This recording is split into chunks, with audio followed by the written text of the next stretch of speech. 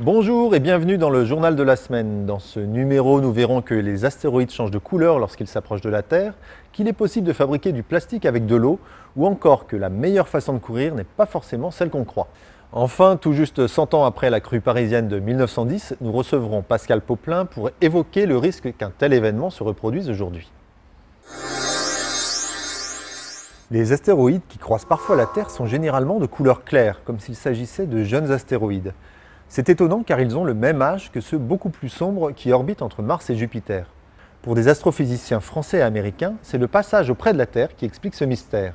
Quand un astéroïde passe à moins de 100 000 km de notre planète, sa surface subit des effets de marée. Ses roches sont remuées, retournées, comme dans un champ fraîchement labouré. Il en ressort cette couleur plus claire, semblable à celle de jeunes astéroïdes. Reste à vérifier cette hypothèse et pour cela il faudra patienter 19 ans. En 2029, effectivement, l'astéroïde Apophis, dont le diamètre est estimé à 270 mètres, s'approchera de la Terre à moins de 42 000 km.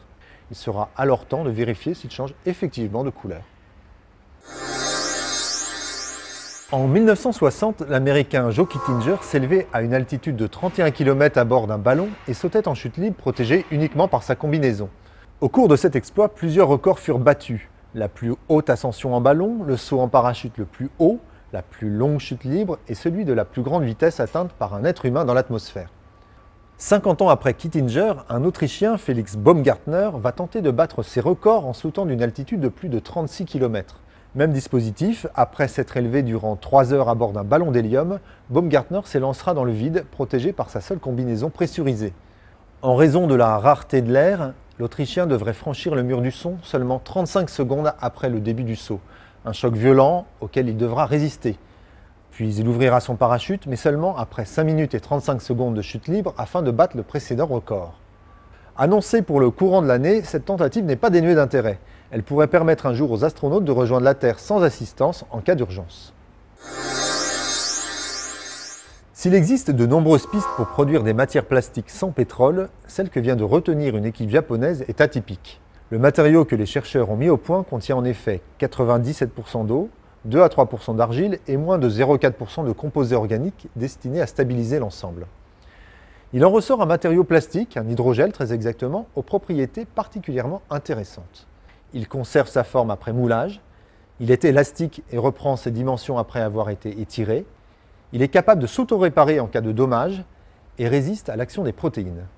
Jamais un hydrogel n'avait cumulé autant d'avantages et il y a fort à parier que ce nouveau type de matériau trouvera très vite des applications. Restons au Japon un moment à travers cette expérience surprenante.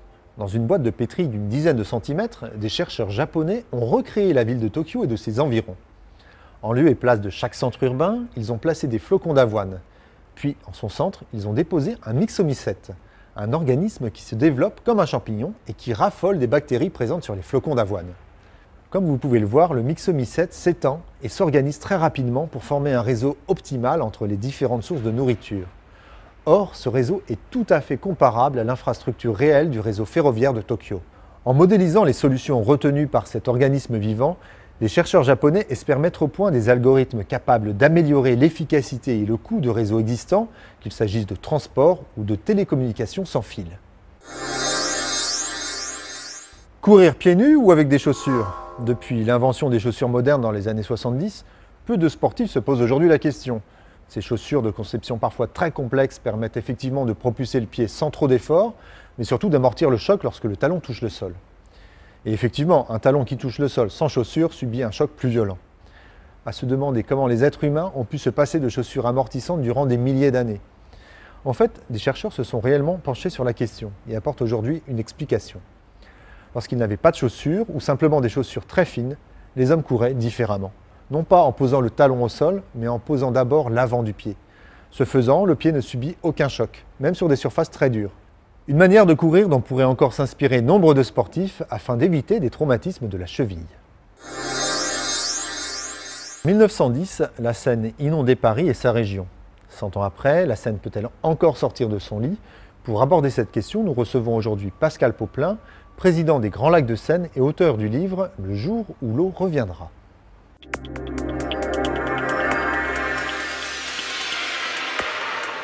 Pascal Popelin, bonjour. Une inondation à Paris, c'est encore possible malgré les infrastructures développées depuis 100 ans? Bien sûr que c'est possible, puisque c'est un phénomène qui s'est reproduit régulièrement depuis qu'on l'observe en moyenne tous les 30 ans. Donc le fait qu'il n'y ait pas eu de crue majeure sur le bassin de la Seine, et en particulier dans l'agglomération parisienne depuis 1955, c'est ça qui est exceptionnel. Et tous les aménagements qu'on peut imaginer ne supprimeront jamais les phénomènes naturels. Alors, quelles conditions faudra-t-il pour observer une crue exceptionnelle? Alors il est vrai que sur le bassin de la Seine, une crue majeure, c'est un grand coup de pas de chance. À la différence de ce qui se passe dans d'autres parties du pays où un événement déclenche la crue, il faut une conjonction de facteurs sur le bassin de la Seine, de facteurs météorologiques, c'est-à-dire essentiellement des pluies importantes sur le bassin amont, c'est-à-dire en Bourgogne, en Champagne. Et si ces pluies se produisent pour certaines 5 jours avant, pour d'autres 10 jours avant, et que tout converge, vous avez en fait l'Aube en crue, la Lyonne en crue, la Seine en crue, la Marne en crue, qui viennent se renforcer et qui doivent passer par l'étroit goulet d'étranglement que représente Paris. Pourtant, des infrastructures ont été développées. Oui, bien sûr, on a fait beaucoup de choses depuis 1910. Il y a d'abord eu tout ce qui a consisté à favoriser l'écoulement des eaux. Donc on a un peu creusé la Seine, on a supprimé les piles de ponts qui étaient trop larges, les écluses qui pouvaient gêner, entraver le débit. On a aussi construit les grands lacs de Seine, c'est-à-dire ces grands barrages réservoirs qui se trouvent à 200 à 300 km de Paris et qui sont destinés à réguler le débit des fleuves et rivières. Il y a eu également les murettes de protection qui ont pu être édifiées ici ou là, les plus spectaculaires étant sur les quais à Paris. Malgré tout cela, si un phénomène majeur du type de 1910, il y a 100 ans, se reproduit, eh bien, ce qui a été fait permettra simplement de limiter les effets d'une grande crue de ce type. Est-ce qu'on a une idée précise des conséquences d'une crue? C'est toujours difficile de faire des prévisions, des chiffrages. En 1910, on estime que ça a coûté entre 1 et 2 milliards d'euros. Et le travail qu'a fait les Grands Lacs de Seine, une étude qui a été terminée dans les années 90, disait probablement aujourd'hui une douzaine de milliards d'euros hors réseau. Si on actualisait cette étude aujourd'hui, on serait entre 15 et 20 milliards d'euros de dégâts.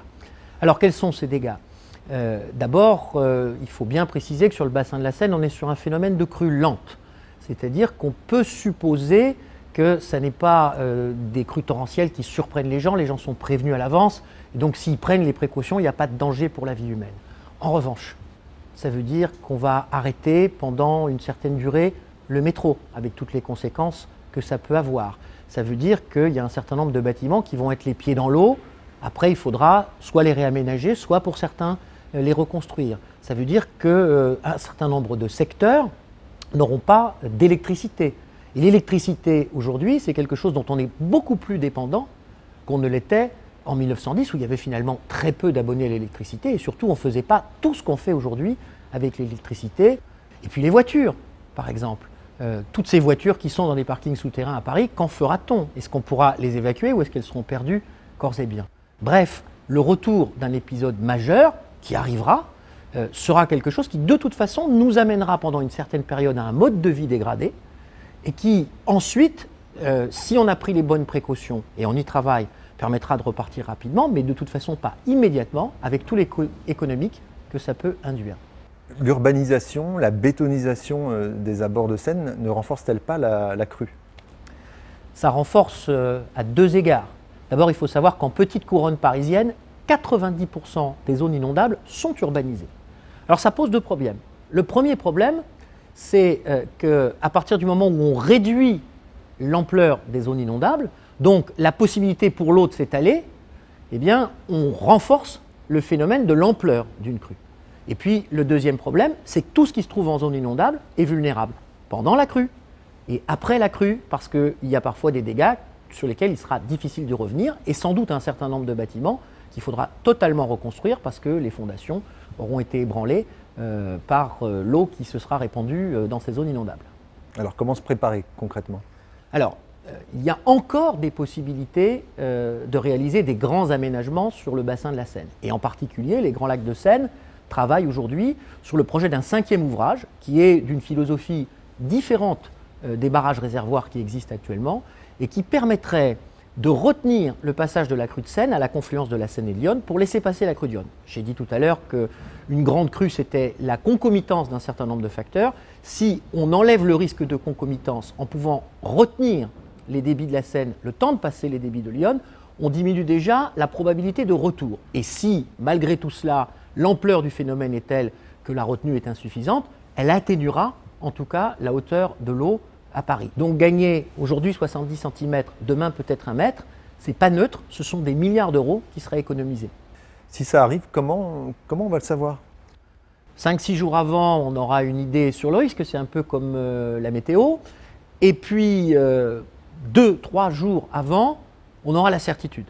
Donc à ce moment-là, effectivement, la radio, la télévision informeront la population et puis un système sera mis en place avec les autorités de l'État, un PC de crise, le recours aux forces de l'ordre, à la force armée le cas échéant, pour mettre en œuvre toutes les dispositions qui ont été prévues dans le plan élaboré depuis le début des années 2000 par l'État. Il est même prévu qu'il y ait une radio spécifique qui émette et qui donne des informations un petit peu comme il y a Autoroute FM. Pascal Popelin, merci. Merci à vous. Ce numéro est terminé. Rendez-vous vendredi prochain dans cette émission pour une nouvelle revue de l'actualité scientifique ou bien sur scienceactualité.fr, le site de la rédaction. À la semaine prochaine.